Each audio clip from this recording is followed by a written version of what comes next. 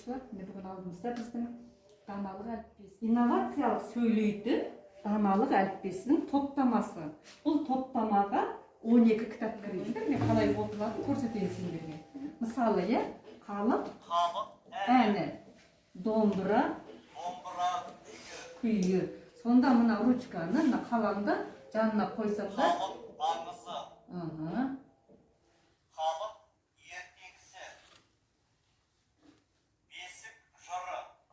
ручканың орнына несіне қойсам, арқыртай оқи береді екен. Даналық әліппесі. Енді сен бір оқысай оны. Халық аңызы, халық ертегісі, бесік жыры, домбыра күйі. Енді домбыраның үнін естейік, домбыраның үнін естіп көрейікші. Айсұлтан, сен көріп қойдың.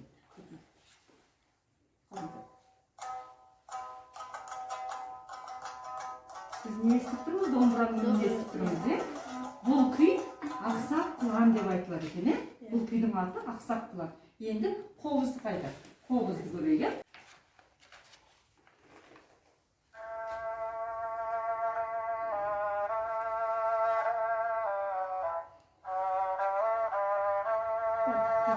Бұл ненің үні екен? Қобыздың үні. Қандай кітап қандай екен? Оны армы кітап сен көрейік? Өте керемет. Міне, еңлік сен көріп өтші? Қайсын көрейік біз?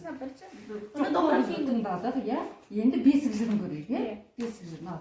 Бесік жыр. Мұнда қоя ғой. Бесік жыры. Бесік жыры. Тақырыбы кітаптың сыртынан бастайды екенбіз, оқыған екенбіз. Айтылды ашылмайды екен ғой. Ал қартай.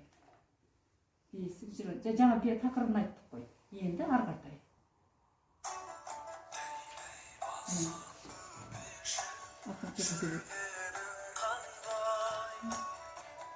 Бұл не екен? Бұл бесік жыр екен.